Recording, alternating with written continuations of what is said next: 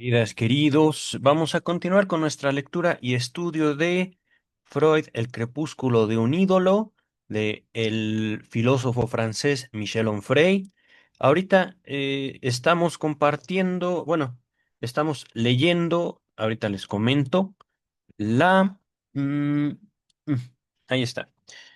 Segunda parte del libro, así se llama, la segunda parte, Genealogía, la cabeza de Freud niño. Tesis segunda. El psicoanálisis no supone una ciencia, sino una autobiografía filosófica. Ajá.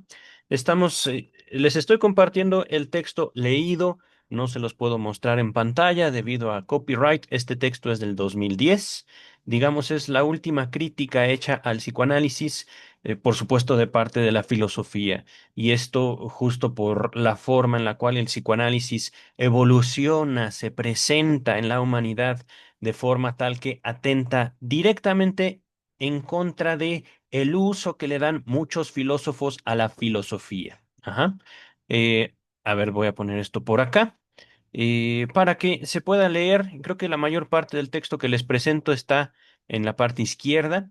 El texto lo elaboré yo, tomando fotos, tomando no solo de internet, tengo un archivo fotográfico de Sigmund Freud, este de aquí, ajá, lugar de donde saqué mucha de la información que están leyendo en pantalla, de una presentación que yo mismo elaboré llamada Vida y obra de Sigmund Freud. Voy a hacer más pequeño mi imagen. Eh, Son palabras de Sigmund Freud algunas, datos históricos al respecto de la figura de Sigmund Freud y al respecto del psicoanálisis.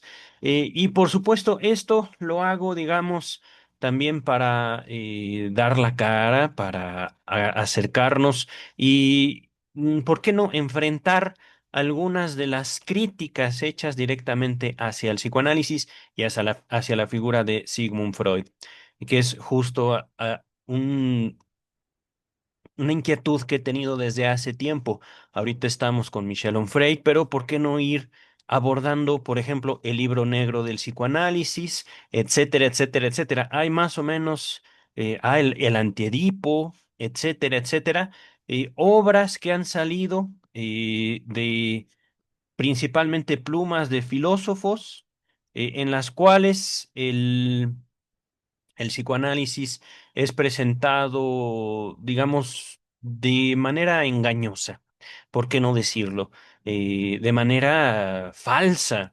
Ahorita, por ejemplo, estamos leyendo, repito, Freud, el crepúsculo de un ídolo, en el cual Michel Onfray, no sé si a propósito, no sé si inconscientemente, pero de manera muy evidente, toma diversas porciones del psicoanálisis, las acomoda de acuerdo a su propia interpretación, de manera que presenta a un Freud mentiroso, que presenta a un Freud manipulador, etcétera, etcétera, etcétera, etcétera.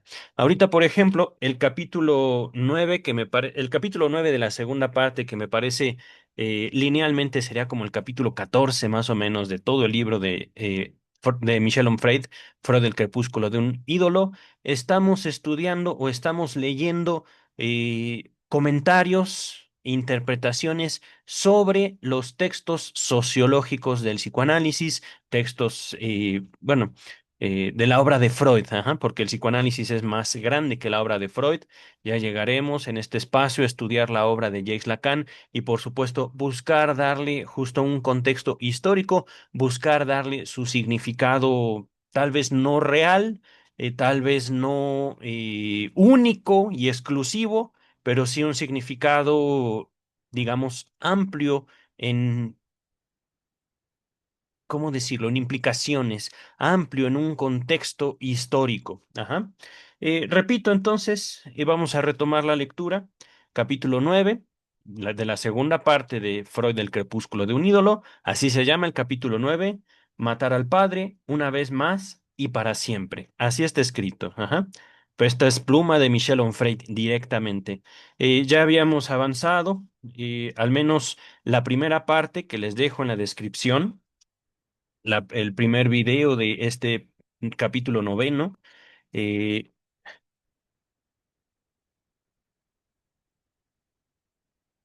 En esta segunda parte del capítulo noveno vamos a ver los comentarios, las interpretaciones, los significados que específicamente Michel Onfray quiere otorgar a la obra de Sigmund Freud, al respecto de un texto de Sigmund Freud que también les dejo en la descripción, El malestar en la cultura. Ajá.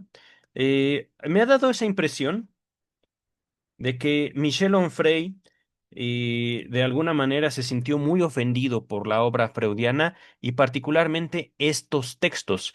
El porvenir de una ilusión, también se los dejo en la descripción, el malestar en la cultura eh, y otro que no recuerdo, ahorita lo vamos a ver, creo que es Tótem y Tabú o es tal vez Moisés y la religión monoteísta. De todos modos, queridas, es verdad, Moisés y la religión monoteísta.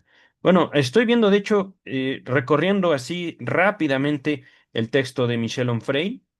Está mencionando muchos textos freudianos, pero se enfoca en estos tres. El porvenir de una ilusión.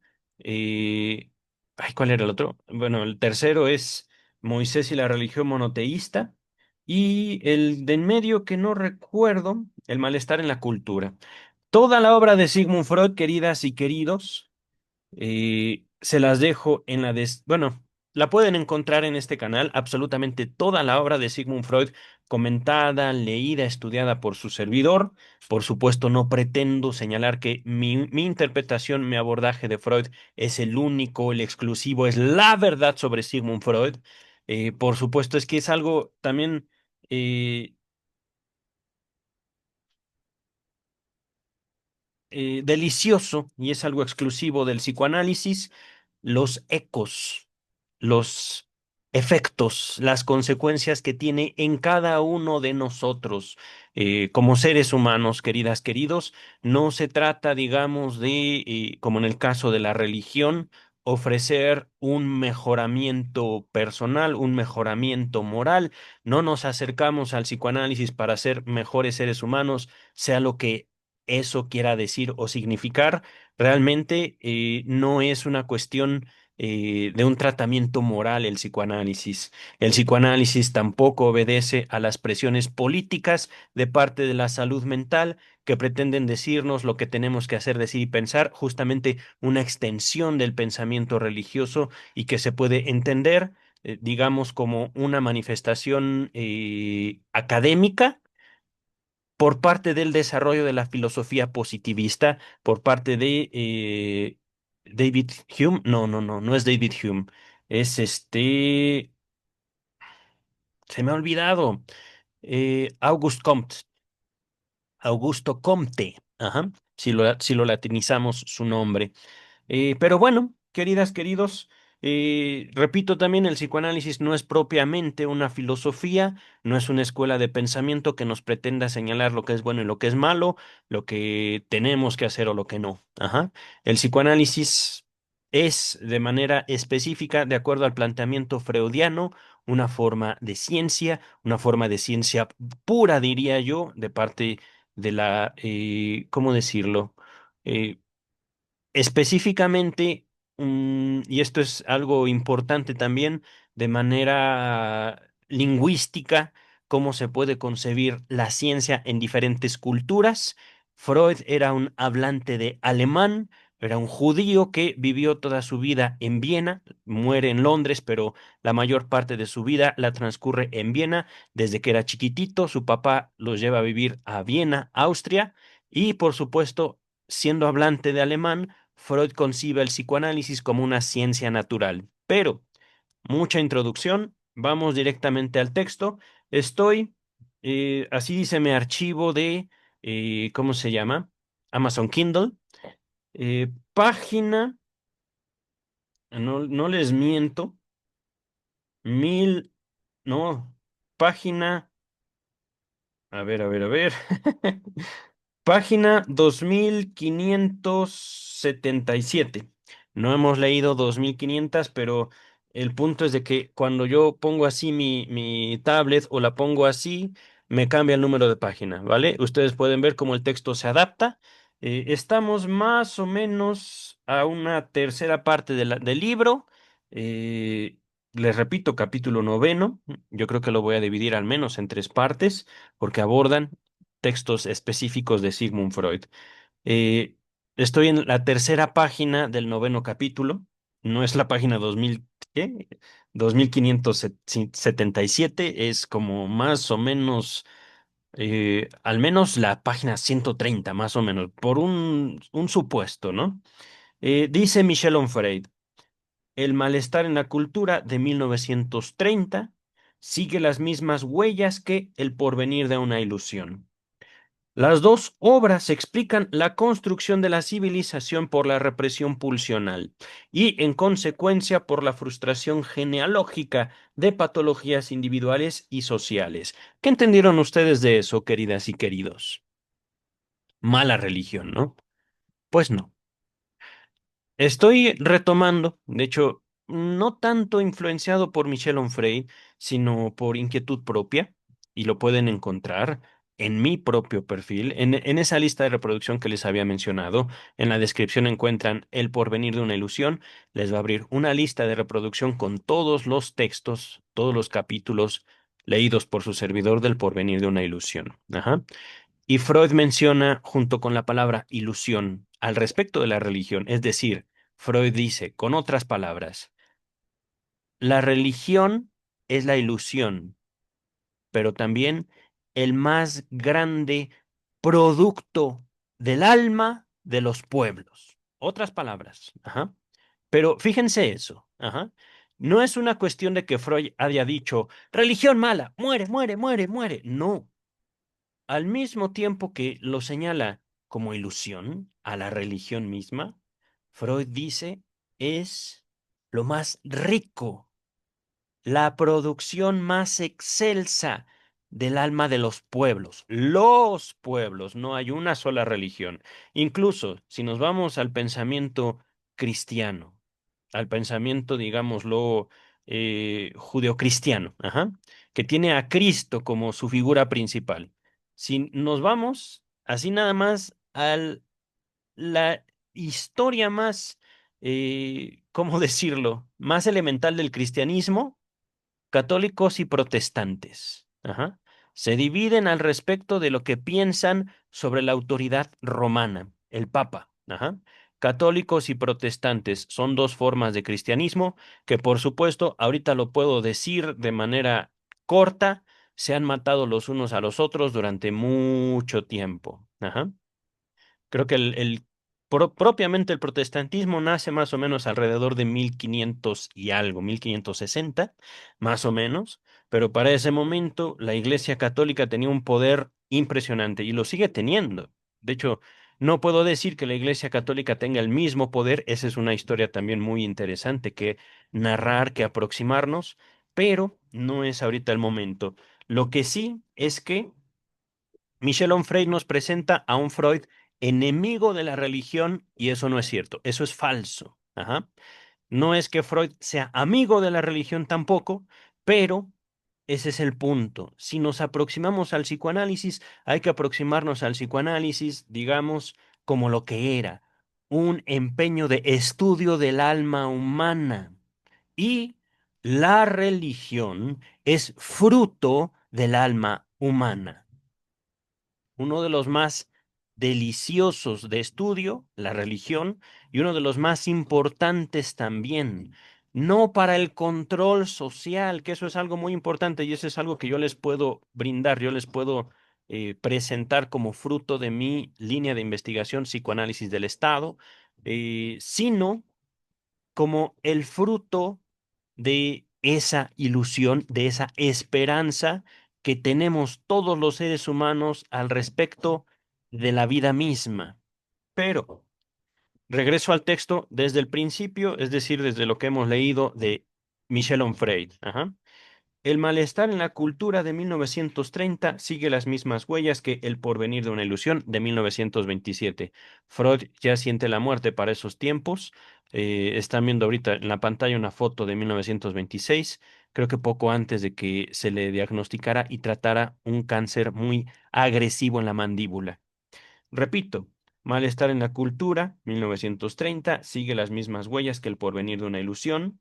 1927. Las dos obras explican la construcción de la civilización por la represión pulsional y en consecuencia por la frustración genealógica de patologías individuales y sociales. Así dice Onfray, no es cierto, lean ustedes estos libros, escúchenme leerlos, y eso es lo importante, ustedes adquieran una opinión propia. No nos dejemos llevar ni por Michel Onfray ni por lo que dice su servidor. Ajá. Dice el texto, Dios y la religión se convierten en combates de retaguardia que suponen lógicas infantiles. Supongamos que así sea. ¿Y eso qué? Aquí hay algo muy importante. Les había hablado justamente del abordaje filosófico positivista. Es decir, yo como filósofo soy quien tiene el conocimiento y la sabiduría. Filo, amor. Sofía, sabiduría. Por lo tanto, yo sé mejor que tú lo que tienes que hacer, decir y pensar. Suena muy terapéutico, muy psicológico. Él nos va a llevar a la sabiduría. Bueno, justamente esto es parte de la filosofía positivista. Ajá. La filosofía forma parte importante de la identidad académica. La identidad académica se construye justamente como un ejercicio de poder, no solo en la medicina, psiquiatría, psicología, sino justamente pedagogía, dependiendo justamente de la concepción en la cual las disciplinas académicas se vayan conformando en la función social, es decir, para lo que sirven. Ajá. Y entonces la filosofía positivista sirve no al psicoanálisis, el psicoanálisis se separa justamente de la ética médica para adquirir una identidad propia, una identidad en la cual el psicoanalista tiene otra clase de poder. No es un poder que digamos yo por mi papel, por mi posición, por mi título de psicoanalista, velo, velo, velo, te voy a decir lo que tienes que hacer, decir y pensar. No, queridas, queridos, el psicoanálisis no va por ahí. Ajá. Eh, Es que justamente, ¿en dónde queda la responsabilidad de cada quien? Por lo que hace, dice, piensa. Si esa propuesta, no de la academia, sino de la filosofía positivista, fuera real, entonces no habría responsabilidad en ningún lado. Entonces simplemente tendríamos que buscar y de dónde viene esa idea que domina la mente de la gente, porque la mente es pasiva, ¿verdad? Porque la mente aprende y ya. No, queridas, queridos, la mente es algo mucho más libre, incluso de nuestra voluntad de lo que queremos aceptar. Pero estoy hablando de la concepción psicoanalítica de mente, estoy hablando también de una concepción que realmente conviene a la humanidad al momento de poder separar las individualidades, de señalar las identidades y de atribuir voluntad y responsabilidad. Ajá. Pero Michel Onfray no le importa nada de eso. Michel Onfray ahorita simplemente asocia infancia y enfermedad, patología, y por eso Freud es malo. No, queridas, queridos, les acabo de mencionar cómo desde estudios en París, 1880, Freud con Martin Charcot, luego estudios sobre la histeria, Freud con Joseph Breuer o Breuer, como gusten pronunciarlo, y luego proyecto de psicología para neurólogos. ¿Por qué la gente siente? ¿Cómo que por qué siente? Pues porque estamos vivos. No seas tonto, Freud. No, no es eso. Es que la gente como que siente de forma diferente, ¿no crees? Hay gente que se puede literalmente traumar porque salió el sol. ¿Por qué ocurre eso? Estoy ahorita tratando de resumir el estudio que estamos haciendo en estos días sobre el proyecto de psicología para neurólogos. Ajá. Estoy transformando el contenido del texto de Freud a las causas del trauma psicológico, a por qué la gente siente. Pero es básicamente el mismo contenido. Freud preguntándose y Freud construyendo eh, representaciones, hipótesis, estructuras teóricas que realmente se sostienen al año 2026, 2027, etcétera.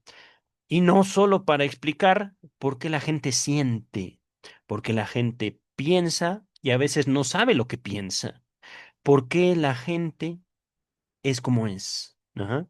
Y no es nada más es que la gente es así porque tuvo traumas infantiles. Bueno, los tenemos todos. Todos tenemos nuestros traumas infantiles. Todos podemos decir, es que me disciplinaron fuerte de niño. Adquirir la cultura me dolió. Pero ¿por qué no tengo los problemas que otros? No sé.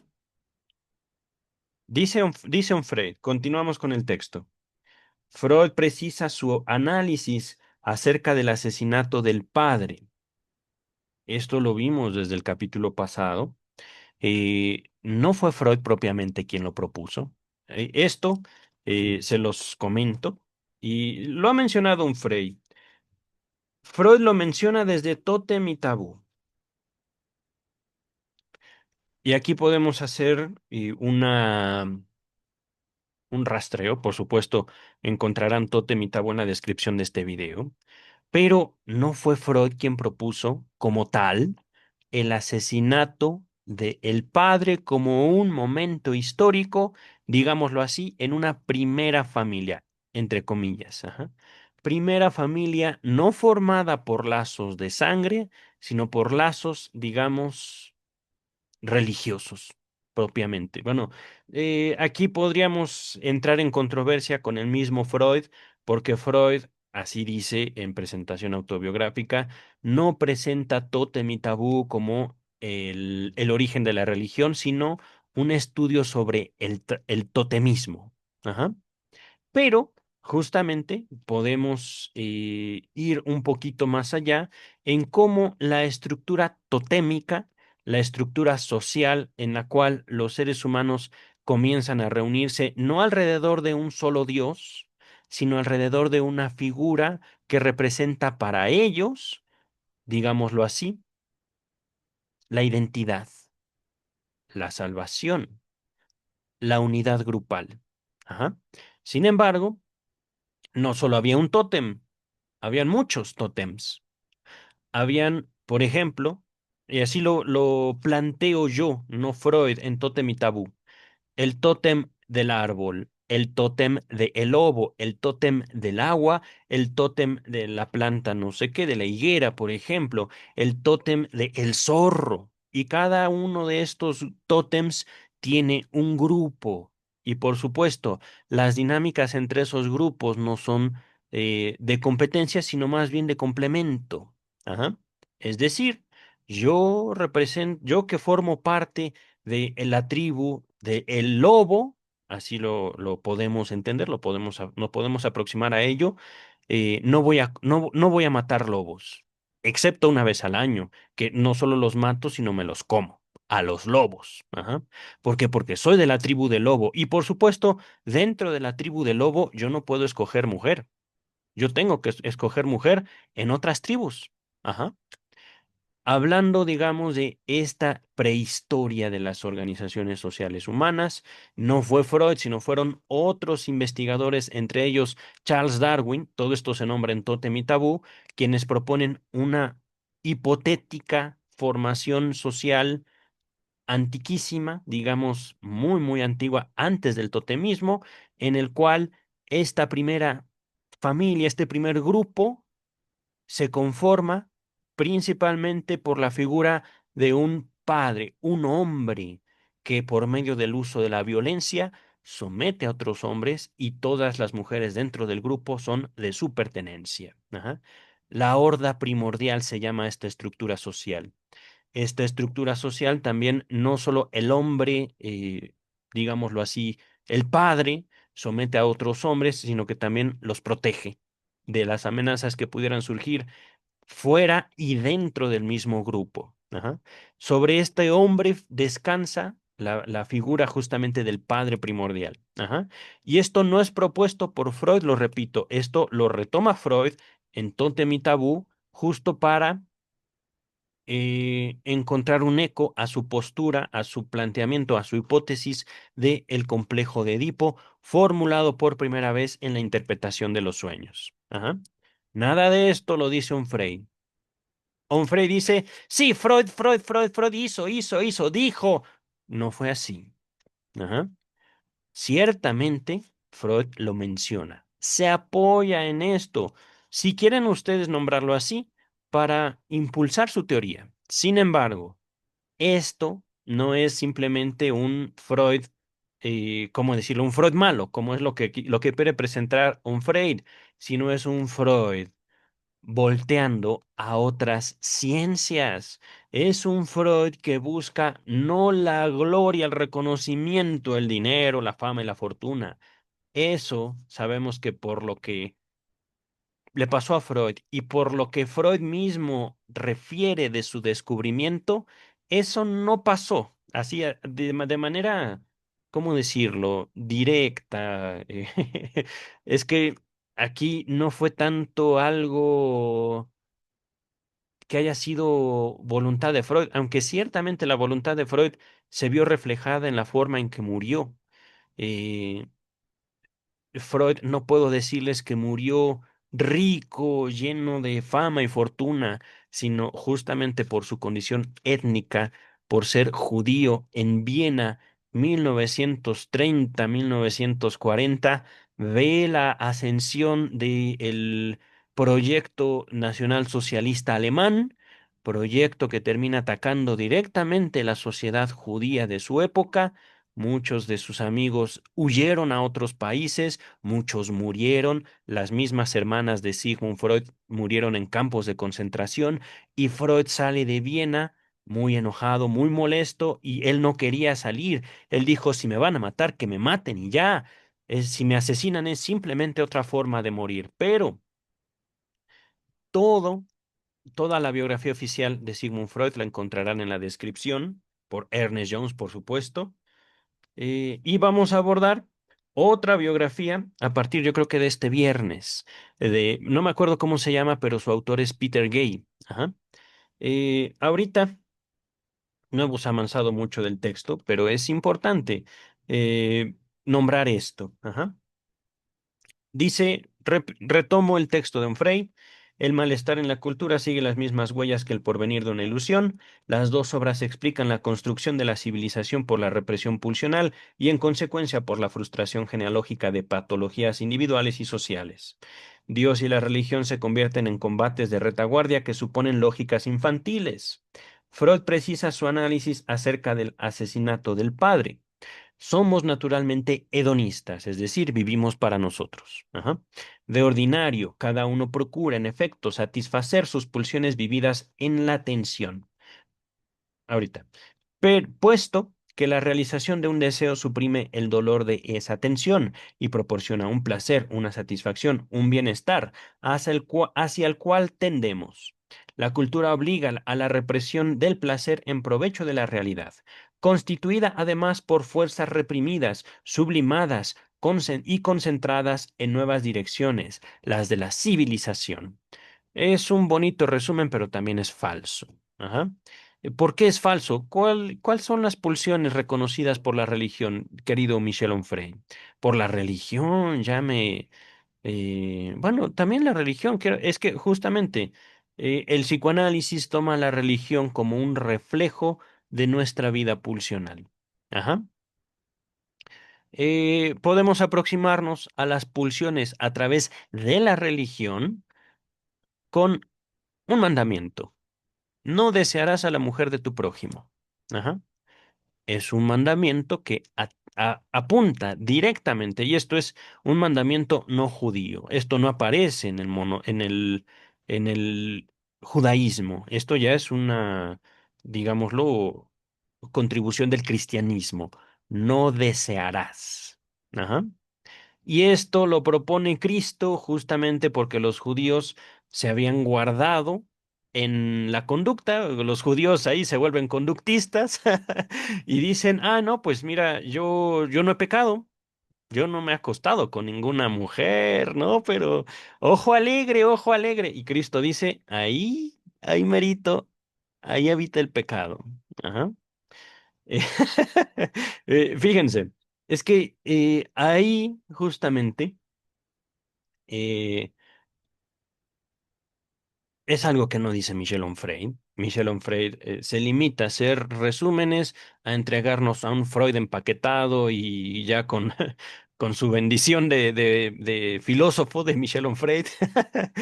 Pero eh, es un asunto mucho más fino, es un asunto mucho más humano.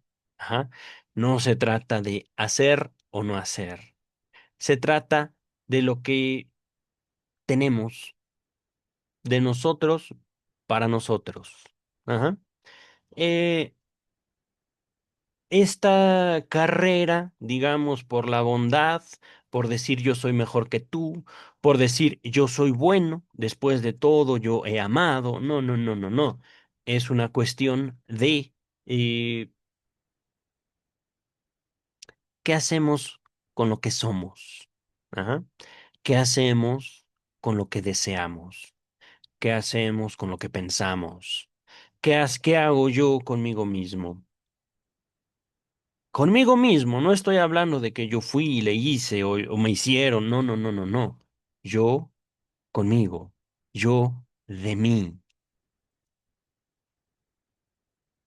Y por supuesto, ahí no hay necesariamente bueno y malo, no hay luz y oscuridad, no hay salud mental o enfermedad mental, como lo plantea un Frey. Es un asunto mucho más rico, mucho más universal, mucho más espectacular en sus consecuencias humanas.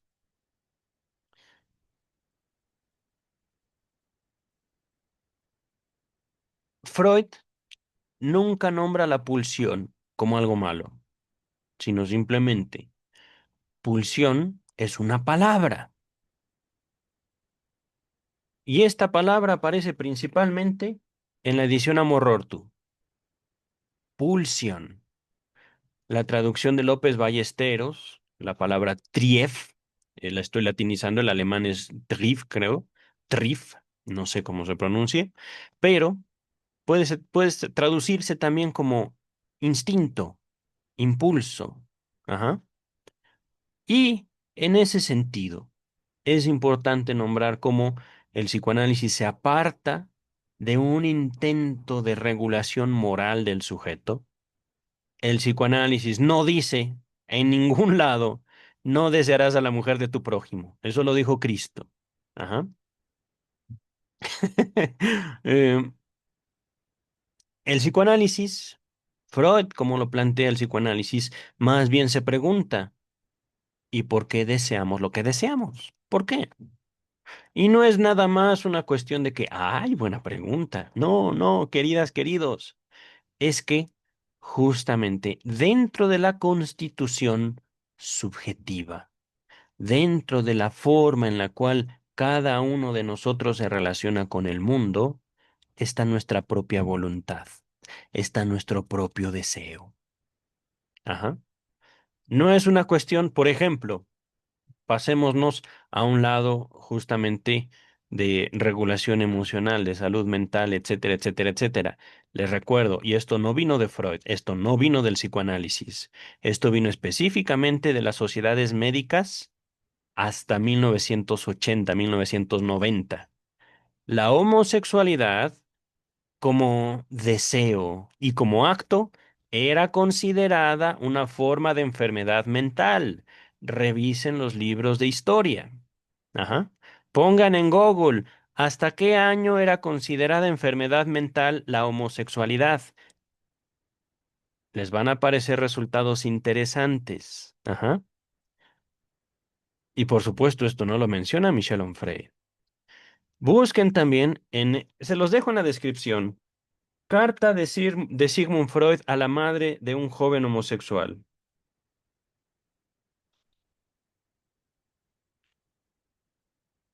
Se los dejo en la descripción.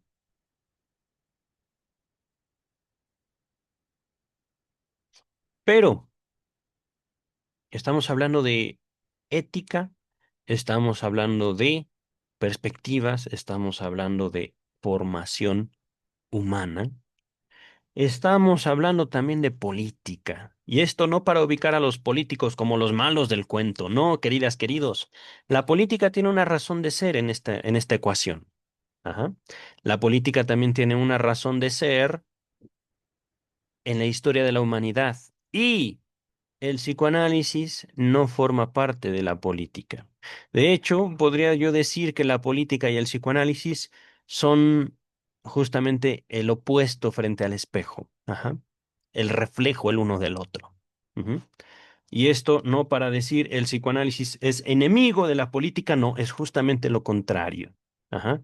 La política se basa en sostener ilusiones, el psicoanálisis se basa en destruir nuestras propias ilusiones. Pero no crean que el destruir las ilusiones es simplemente ya destruí el cristianismo, ya destruí la religión, el judaísmo. No, esas ilusiones viven. Eso es lo hermoso, queridas, queridos. Las ilusiones no dependen de mi propia ilusión en ella. Las ilusiones, y esto no lo dice Michel Onfray, lo, lo entrevé, pero mal. Ajá. Si yo, por ejemplo, llego al psicoanálisis con mi analista, empiezo bla, bla, bla, bla, bla, bla, bla, el analista no va a procurar mi salud mental, por supuesto. El analista va a preguntar cómo, cuándo, dónde, por qué. No le entiendo, explíqueme más. Hable. Y de repente yo mismo llego, sin que él o ella, mi analista, diga, eso es tonto, eso es infantil. No, no, no. Yo mismo llego a eso. Me siento vulnerable, me siento solo, me siento triste o feliz. X. Ajá. ¿Por qué? El psicoanalista, supongamos, silencio, calladita o calladito. Aquí. Aquí termina la sesión incluso. ¡Pum! ¿Y el soporte? ¿Cómo que usted no me va a decir nada? ¿No me va a hacer sentir bien? ¿Y eso como por qué? Fue usted quien llegó a eso. Eso es usted. Lléveselo. Soluciónelo. Mal servicio. Bueno, es exactamente. No es lo que yo le ofrecí desde un principio, es lo que usted espera de mí.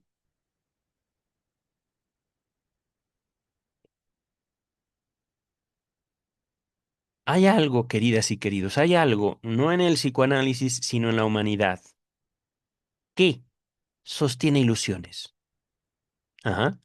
No solo la salud mental, no solo la religión, el Estado, el otro. ¿Cuántas ilusiones no depositan sobre ustedes? Su familia, la sociedad, la religión. Ajá.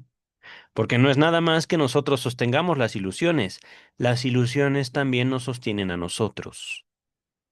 Supongamos, realmente, y fíjense esto, ya no hay Estado, ya no hay religión, ya no hay un otro. Nos vamos a dormir. ¿En qué momento el Estado, la religión nos dan sueño, nos permiten dormir como tal? Ahorita esto podría parecer una crítica, es que atentas en contra de la organización social. No, queridas, queridos, realmente, de manera estricta, justamente dormimos porque como humanidad hemos producido Estado, religión y otras ilusiones, economía, dinero, etcétera, etcétera, etcétera. Ilusiones. Pero Frey dice, no, no, no, no, no. Freud malo, escupo a Freud. ¡Pu, pu, pu! Queridas, queridos. Hay algo en el psicoanálisis, no una ilusión. Hay vida.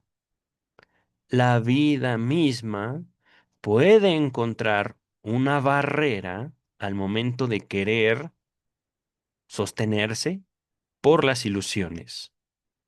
Ajá. Todo esto nada más de comparar el psicoanálisis y la política. Ujú. ¿Esto quiere decir, repito, que el psicoanálisis sea enemigo de la política? No, queridas, queridos. Es importante también marcar un límite mismo a la ilusión que se deposita sobre los políticos, porque después de todo son solo seres humanos. Eso es parte de mi línea de investigación. Los políticos no salvan a nadie, no son salvadores, solo son personas que desean sostener cierto orden social, ajá, cierto orden económico, cierta estructura de poder, justamente ejecutando el poder. Pero esto tiene consecuencias directamente en la relación del político con la sociedad. Ajá. Y aquí, por ejemplo, dentro de mi propia línea de investigación podría señalar la política como el yo, como una estructura yoica, no super yo, sino yo. ¿Por qué? Porque la política busca dar solución a las demandas de el ello, la sociedad. Ajá. Pero ¿y eso qué quiere decir? Simplemente que parte de la función de la política es que la sociedad agreda a los políticos. ¿Cómo? Entre otras cosas, cuestionándolos. Porque si no sirven los políticos a la sociedad, entonces no sirven para nada. ¿O sí? Para cobrar grandes sueldos, para tener grandes vidas de lujo. Eso no es propiamente una función social. Ahorita regresamos al texto, queridas, queridos. Eh, Repito, no es que yo, no es que el psicoanálisis, no es que, eh, digamos, la política es el enemigo de la humanidad. No, no, no, no, no. La política está ahí por algo.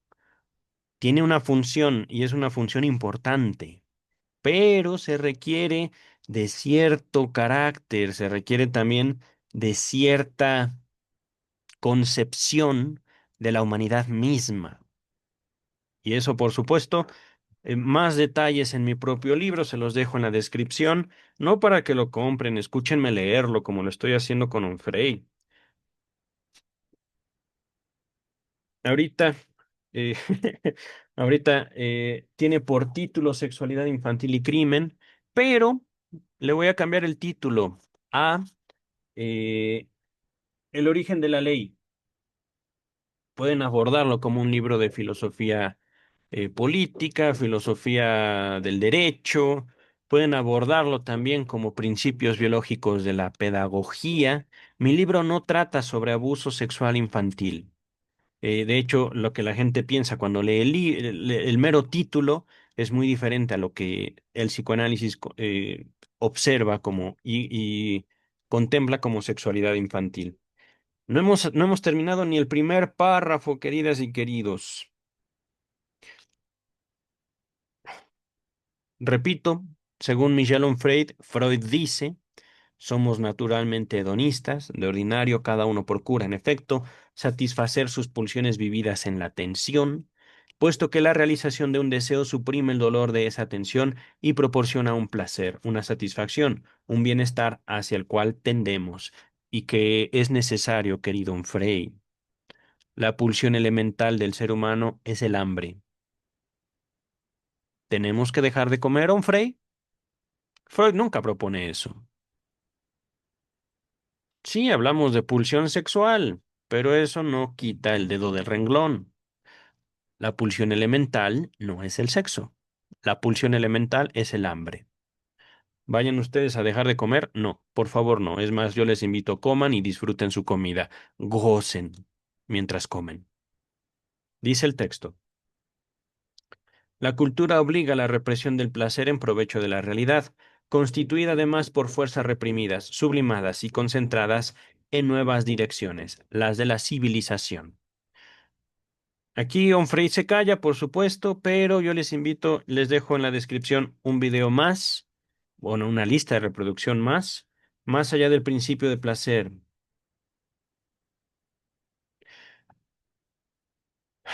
En un principio, Freud propone, digámoslo así, una idea de pulsión, desde la interpretación de los sueños, pasando por tres ensayos de teoría sexual, llega a 1914, Pulsiones y destinos de pulsión, pero no se queda ahí.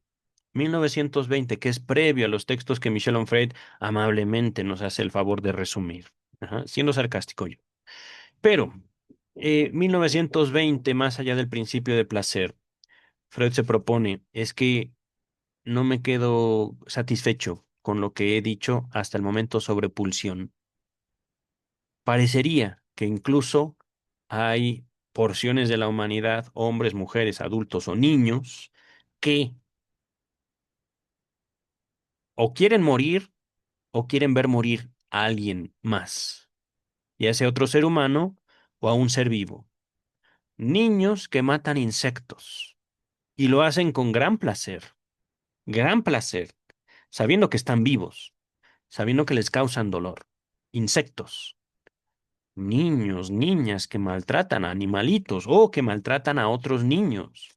¿Por qué? ¿Por qué? Más allá del principio de placer, creo yo que es importante considerar dos pulsiones elementales, lo más básico de la pulsión. Pulsión de vida y pulsión de muerte. Pero esto no armoniza con lo que hemos estudiado sobre la pulsión. ¿Cómo es eso? Es un resumen que estoy haciendo de más allá del principio de placer. Les dejo ese texto en la descripción para que vayan ustedes y vean cómo nace esta concepción de la pulsión. Ajá. Poco a poco, Freud va construyendo, replanteando su hipótesis sobre la pulsión. Antes de la ilusión, de, el porvenir de una ilusión, antes de el malestar en la cultura, antes de Moisés y la religión monoteísta, que Onfray no se preocupa por nada de esto. Pulsión de vida, pulsión de muerte, pulsión de vida, narcisismo. Tenemos que comer, porque si no nos morimos. Pero, pulsión de muerte, pulsión sexual. A través del acto sexual, yo entrego mi energía para formar a un nuevo ser. Y luego yo me dedico para que ese nuevo ser, ese hijo, esa hija de mis entrañas, crezca y yo vaya en decadencia. Entonces, pulsión de vida, yo sobrevivo. Pulsión sexual, el otro sobrevive. Pero yo lo amé, yo la amé, le di todo lo que pude y estoy satisfecho. He dado mi vida para que otra vida sea la que ocupe mi lugar. Y así, yo mismo sobrevivo a mi propia muerte. No lo dijo así Freud en Más allá del principio de placer.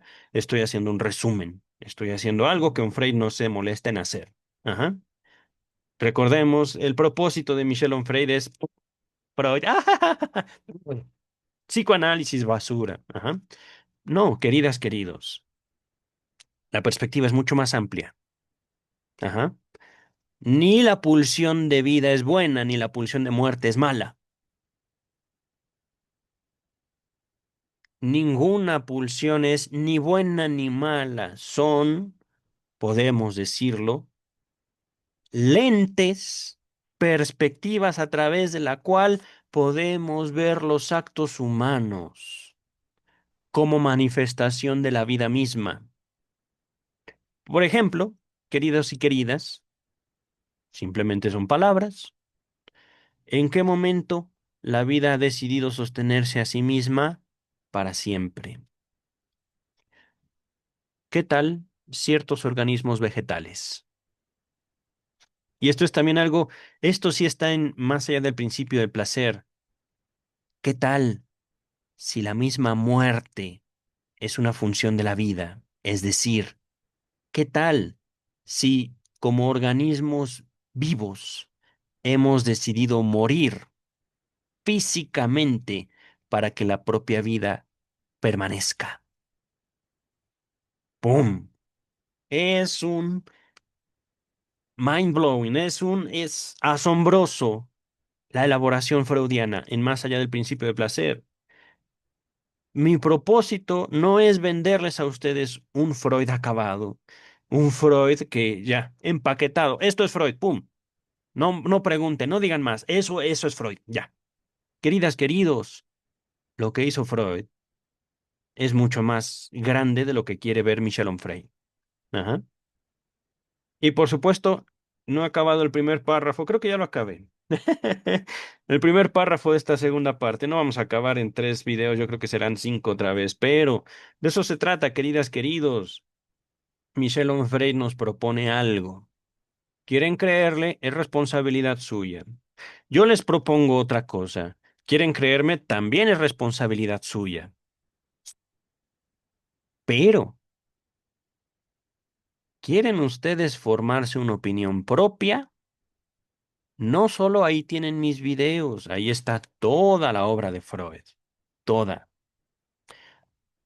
En Ediciones Amor-Ortu, estoy leyendo ahora la obra de Freud en Luis López Ballesteros, traducción por Luis López Ballesteros. O sea, ahí está todo. Si ustedes quieren todavía sostenerse, no, no, no, psicoanálisis, pseudociencia, psicoanálisis, religión, psicoanálisis, tonterías, bueno, esa es decisión de ustedes. Ajá. Pero argumenten, presenten evidencia, y una evidencia mucho más sólida que la de Michel Onfray. Ajá. E incluso tendrán justamente la necesidad de presentar una evidencia más sólida que la que yo les presento.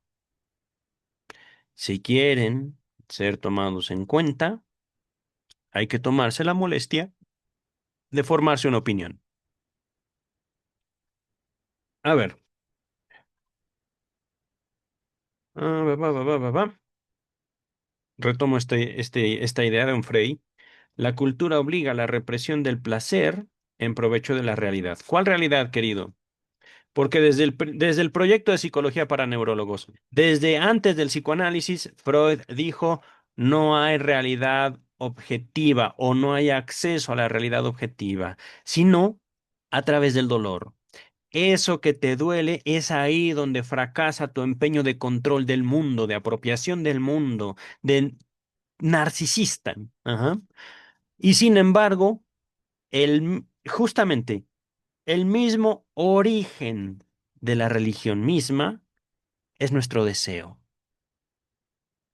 Es esa relación tan dolorosa que tenemos con la realidad, en primer lugar, de que vamos a morir, y eso como una realidad innegable.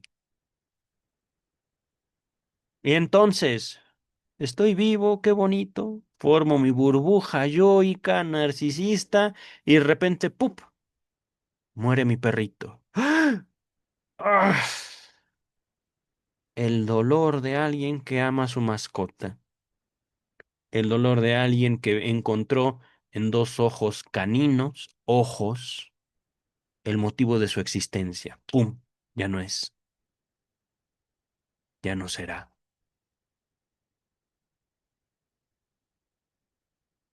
Y entonces, ¿para qué vivo? Y eso hablando del perrito. Puede ser el gatito, pueden ser los hijos, pueden ser un noviazgo que termina, puede ser siquiera incluso la ilusión de que yo como ser humano tengo un valor para el mundo. No lo tenemos, queridas y queridos. Y eso no porque el mundo sea malo, porque la humanidad es solo otra ilusión de el ser humano frente al mundo, frente a la naturaleza, el porvenir de una ilusión, que por supuesto Michel Onfray dijo ya, esto es el porvenir de una ilusión. Léanlo, escúchenme, vayan, investiguen. ¿Qué nos garantiza que haya un mundo para mañana? Nada. No tenemos ninguna garantía de eso. Si viene otra pandemia, si hay sismos, temblores, maremotos, etcétera, etcétera, etcétera, etcétera. Permítame un momento, tengo que interrumpir el video. A ver, stop share, pausar, permítanme. Queridas, queridos, vamos a regresar a la presentación y al texto de Michel Onfray. Les estaba diciendo, y esta no es una perspectiva negativa necesariamente, de que la naturaleza no va a respetar nuestra identidad como seres humanos. Si nos enfrentamos a un lobo, por ejemplo, tenemos todas las de perder porque seguramente el lobo no va a ir solo, va a ir con su manada. Si nos enfrentamos a un oso, no nos va a respetar, no va a tomar en cuenta nuestros derechos humanos. Si nos enfrentamos a un virus, no vamos a ser sino otro huésped, etcétera, etcétera, etcétera, etcétera. Queridas, queridos, frente a la humanidad, y esto está en el porvenir de una ilusión, la humanidad frente a la naturaleza tiene pocas expectativas de triunfar. Frente a la naturaleza. Y por supuesto, hablando de la naturaleza como las fuerzas naturales. Los huracanes no van a frenarse por derechos humanos. Las inundaciones, una piedra que me caiga y me golpee la cabeza, no me va a pedir permiso, simplemente las cosas así pasan. Y por otro lado, también está la misma naturaleza de la cual somos parte. La misma humanidad emana fuerzas naturales. Y esto, por supuesto, no lo dice como tal Freud, pero lo podemos entender de una lectura seria de El porvenir de una ilusión. Ajá. No es que debamos eliminar nuestras fuerzas naturales, queridas, queridos. Es necesario tomarlas en cuenta y aprovecharlas. Regresamos al texto de Michel Onfray, que ahorita, por las breves interrupciones, ya mi tablet se cerró, pero apenas hemos avanzado un párrafo y un poquito más. Voy a retomarlo desde el principio del texto de hoy. El malestar en la cultura sigue las mismas huellas que el porvenir de una ilusión. Las dos obras explican la construcción de la civilización por la represión pulsional y en consecuencia por la frustración genealógica de patologías individuales y sociales. Dios y la religión se convierten en combates de retaguardia que suponen lógicas infantiles, falso, pero así dice Frey. Freud precisa su análisis acerca del asesinato del padre. Somos naturalmente hedonistas. De ordinario, cada uno procura, en efecto, satisfacer sus pulsiones vividas en la tensión, puesto que la realización de un deseo suprime el dolor de esa tensión y proporciona un placer, una satisfacción, un bienestar hacia el cual tendemos. La cultura obliga a la represión del placer en provecho de la realidad, constituida además por fuerzas reprimidas, sublimadas y concentradas en direcciones nuevas, las de la civilización. ¿En nombre de qué lógica renunciamos a la satisfacción de nuestras pulsiones en beneficio de la construcción de una instancia que perpetúa nuestra frustración? Texto de Michel Onfray. Pregunta de Michel Onfray. No, no, no. Es que en serio, voy a poner esta pregunta con otras palabras. Mm, ¿Por qué es necesario la renuncia pulsional? Así, sencillo. Repito la pregunta conforme el planteamiento de Onfray. ¿En nombre de qué lógica renunciamos a la satisfacción de nuestras pulsiones en beneficio de la construcción de una instancia que perpetúa, que mantiene nuestra frustración? ¿Por qué renunciamos a nuestros deseos? Pues porque estamos vivos, querido. Es sencillo. De hecho, la lógica del planteamiento de la horda primordial que les expliqué en este mismo video lo explica. Yo tengo tanto derecho como mi vecino, querido Onfray. Yo tengo tanto derecho como tú, ni más ni menos. Al final, se va a tratar de demostrar quién tiene la mayor fortaleza, física o intelectual, o social. Ajá. Y esto, justamente, se puede manifestar en conflictos bélicos. ¿Quién tiene el ejército más fuerte, más numeroso? ¿Quién tiene la mayor tecnología militar? Él. No Freud, sino quien tiene la fuerza, e incluso dejemos a un lado la milicia económica, las mayores asociaciones de negocios, He ahí otra fuerza, queridas y queridos.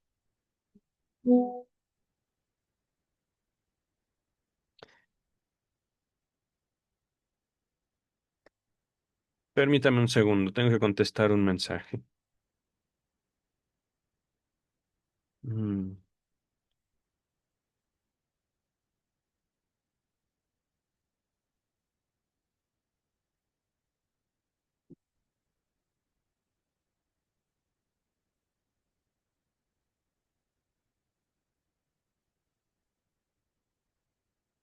ahí está.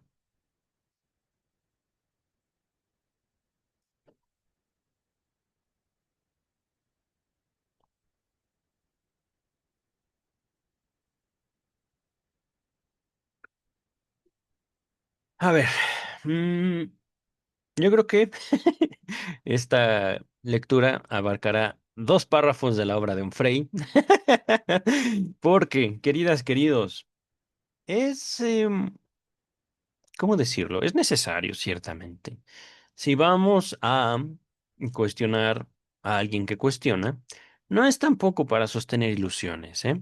No es tampoco para decir, Freud me trajo paz y tranquilidad a mi vida. No, no, no, no, no, queridas y queridos. Es rico el conflicto y es justamente una cara de la vida.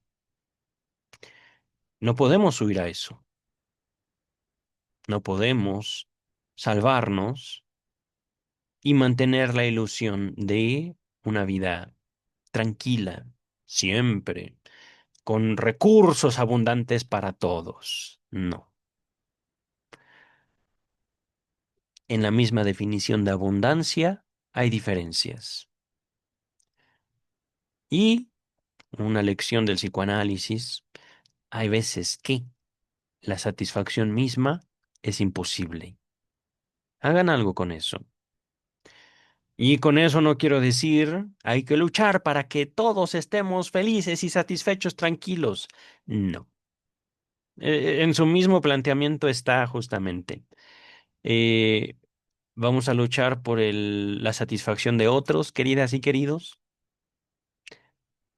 Ni siquiera la de nosotros mismos podemos garantizarla. Satisfacción, no bienestar. Finalizo con la lectura de este párrafo, que es el segundo nada más de este capítulo de Michel Onfray que vamos a ver hoy. Repito la pregunta de Onfray. ¿En nombre de qué lógica renunciamos a la satisfacción de nuestras pulsiones en beneficio de la construcción de una instancia que perpetúa nuestra frustración? ¿Por qué somos los verdugos de nosotros mismos? Pues ahí está el texto, querido Onfray. Si no lo lees, si no lo quieres entender, ya es tu problema. ¿Qué extraña lógica nos impulsa a abandonar la senda jubilosa de la satisfacción en provecho del camino sombrío de las represiones? La lógica del superyo. Esto se destaca como en itálica, de ladito. Ajá. Una instancia constitutiva de la segunda tópica presentada en El yo y el ello, después del principio de más allá del principio de placer. 1923, El yo y el ello. Ajá. Y asimilable al censor, al juez, a la ley, y heredada, puntos suspensivos. Aquí Michel Onfray es la forma de decir Freud es un estúpido, puntos suspensivos, y yo, Michel Onfray, soy el inteligente de aquí. Puntos suspensivos. Asimilable al censor, al juez, a la ley, heredada, puntos suspensivos, del complejo de Edipo. Michel Onfray siendo sarcástico, ajá, escupiendo una vez más a la cara de Freud, como si todos entendiéramos lo que Michel Onfray entiende por complejo de Edipo. Ajá. Eh, Continúa el texto. La formación del superyo se produce durante la declinación de ese complejo.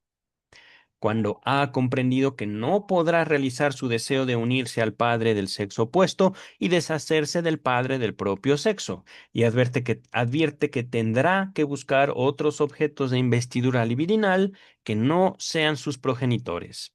El niño renuncia a sus deseos y esa renuncia se redobla con una interiorización del interdicto, del mandato. Ajá.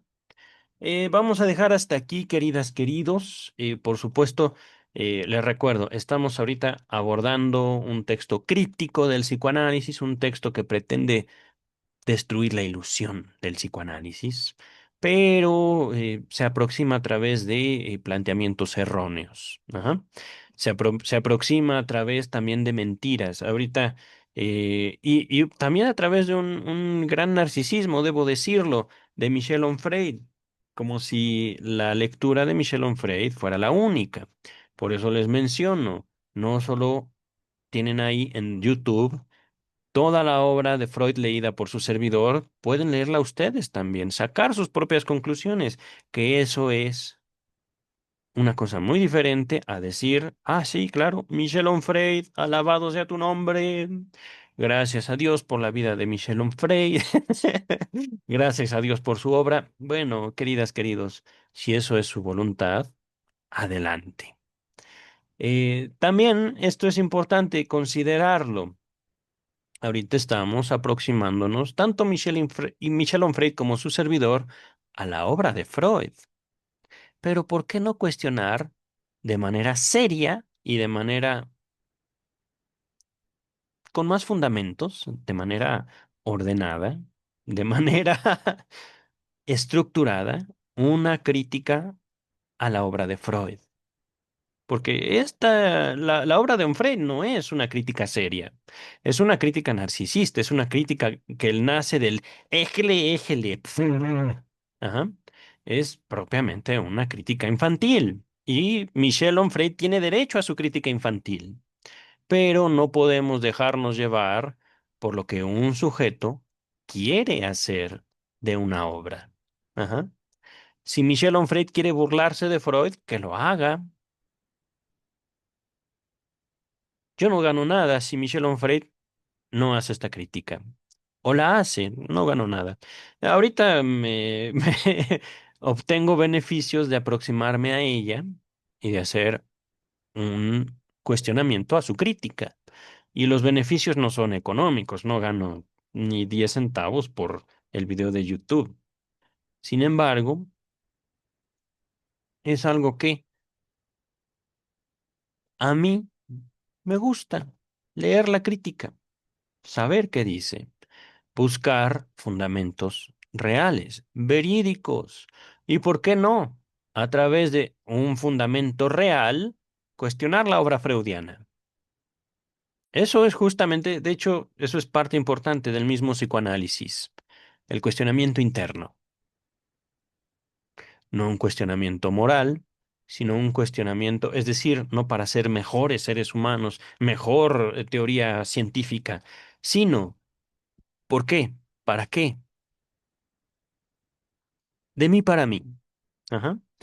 Dejamos hasta aquí, queridas, queridos. Yo creo que podemos retomar desde el principio de estos dos párrafos que han sido muy concentrados, muy mentirosos también, pero muy concentrados en el próximo video. Retomamos desde el capítulo 9, tercer página. Solo avanzamos dos párrafos, pero no quiero también que el video dure demasiado. Tengo otras cosas que hacer. Ajá. Y estoy feliz por eso. Queridas, queridos, nos vemos para retomar este comentario del malestar en la cultura y seguir en el estudio de la obra de Michel Onfray, ¿vale? Bye.